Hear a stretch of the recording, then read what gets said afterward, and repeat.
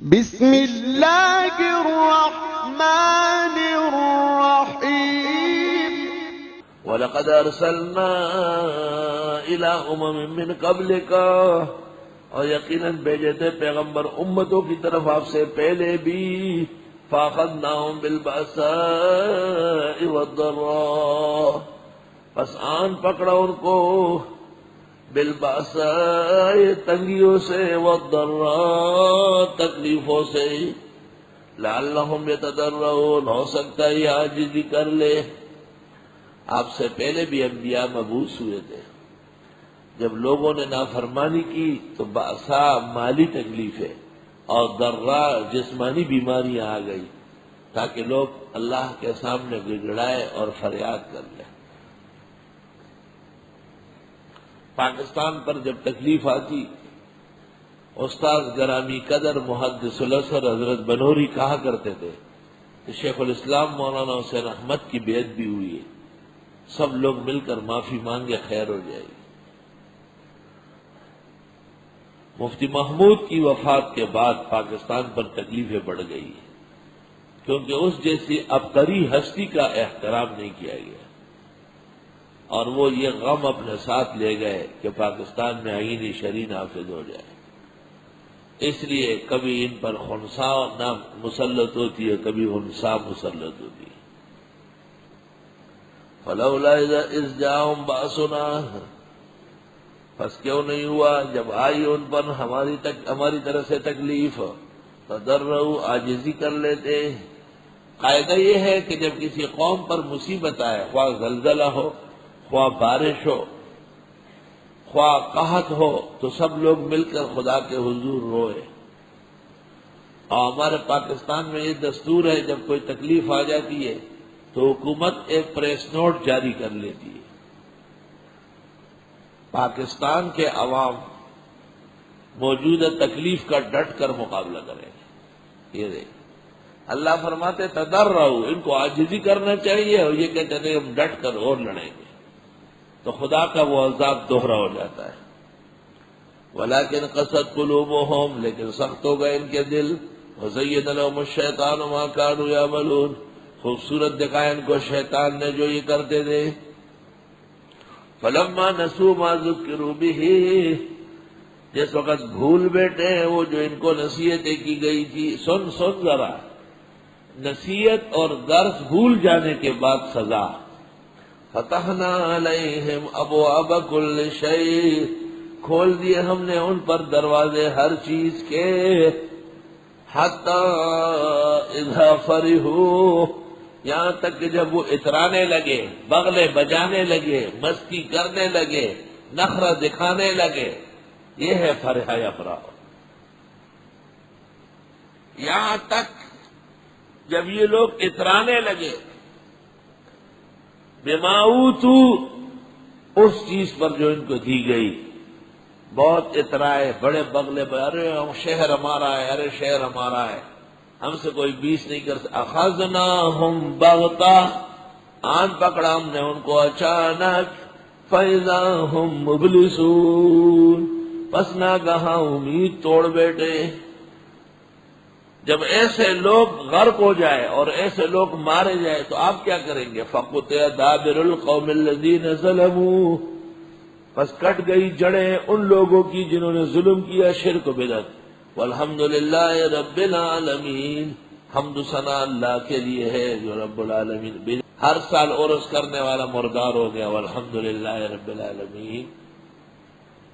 مکہ مکرمہ میں ٹھہرا ہوا تھا، فندق بدر کا مالک امین حافظ زکریہ نسبت کرتا ہے کہ میرا شاگرد ہے، مجھے کہتے ہیں شیخ کان احد یضرب والناس یفرحون واللہ توفی کلہم حزین، یا انا للہ، میں کہا لا بل توفی قلب من الکلاب، الحمدللہ رب العالمین، کوئی گویہ مرا تھا بڑا، کہتا تھا پہلے وہ بجاتا تھا اور سب لوگ خوش ہوتے تھے، اب وہ مر گیا، سب غمگین بیٹھے ہوئے۔ تو میں نے کہا نہ، ایک پلیت مردار ہو گیا، والحمدللہ رب العالمین۔ یعنی کہ ہر بات پر آپ جو ہے نا انا للہ حادثہ پر ہے، اور حدیث میں ہے بدعتی کی موت اسلام کی فتح ہے. ایک شر ختم ہو گیا کم از کم.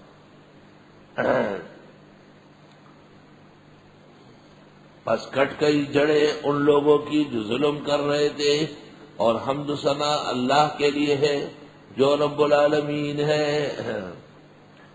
قُلْ فرماؤ ارأیتم، اب یہ ہر چیز پر انا للہ پڑھتے ہیں. بھائی جس سے مسلم کو تکلیف ہو اس پر پڑھو. کافر کی موت سے مسلم کو تکلیف نہیں، خوشی ہے.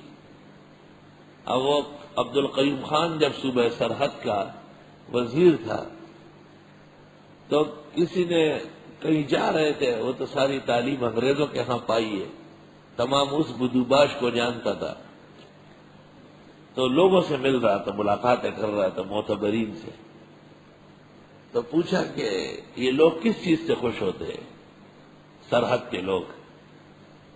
کہا جب قبرستان سے گزرے نا تو ہاتھ اٹھائے دعا کے یہ خوش ہوتے ہیں کہ خان صاحب اللہ کے نیک بندوں کے لیے دعا کر رہا. اس نے کہا قبرستان کی کیا نشانی ہے؟ یہ قبر سے نہ کھڑا، اس کے اوپر جھنڈا کھڑا ہوگا. ٹھیک ہے، آگے بڑھ گئے تو وہ ہمارے ہاں جو کلیان ہوتا ہے، گندم کی فصل تیار ہوتی ہے، اس کو جگہ جگہ ڈھیر لگا کے اس میں جھنڈے لگاتے ہیں. بساڑی جوڑی بساڑے لگانا بوسو عبد القیوم خان ادھر دعائیں شروع کا چورتے قبردہ کو بساڑا گا یہ خطا سوئی جھنڈا اور مانی ہو مائی جوڑے دام کور گئے. اور بوسے کے جو ڈھیر لگتا ہے اوپر چھوٹے سے جھنڈا ایسے لگا لیتے. اس نے سمجھا کہ یہ بھی کوئی درگاہ ہے، کھڑے ہو کر کے دعائیں مانگنے لگا. فقطع دابر القوم الذین ظلموا والحمد للہ رب العالمین. قل ارأیتم، آپ فرمائیے ذرا دیکھو تو، ان اخذ اللہ سمعکم وابصارکم، اگر لے لے اللہ تمہاری شنوائی اور تمہاری بینائی، تمہارے کان اور آنکھیں ختم کر دے، وختم علی قلوبکم، اور مہرے لگا دے تمہارے دلوں پر، من الہ غیر اللہ یاتیکم بہ، کون ہے متصرف اللہ کے علاوہ جو لے آئے تم کو یہ؟ کوئی آسمان و زمین میں یہ طاقت نہیں جو یہ چیزیں بحال کر لے.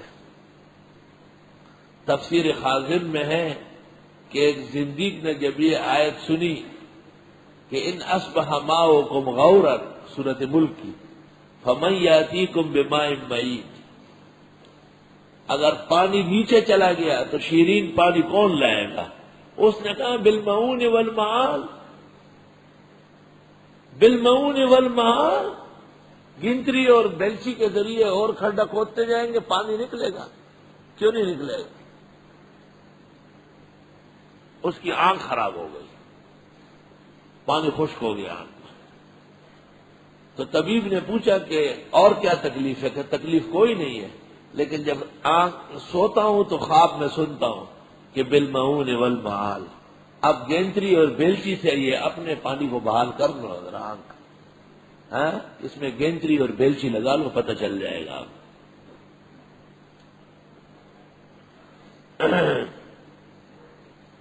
آپ فرمائیے ذرا دیکھو تو،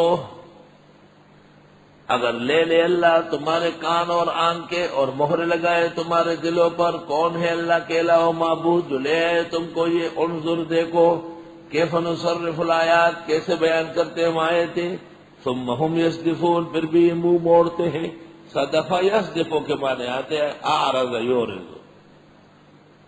قل ارأیتکم، آپ فرمائیے ذرا دیکھو تو، ان اتاکم عذاب اللہ بغتۃ، اگر آ جائے تم پر خدا کا عذاب اچانک، او جہرۃ، یا کھلی آنکھوں سے، هل يهلك الا القوم الظالمون، نہیں ہلاک ہوں گے مگر ظالم لوگ.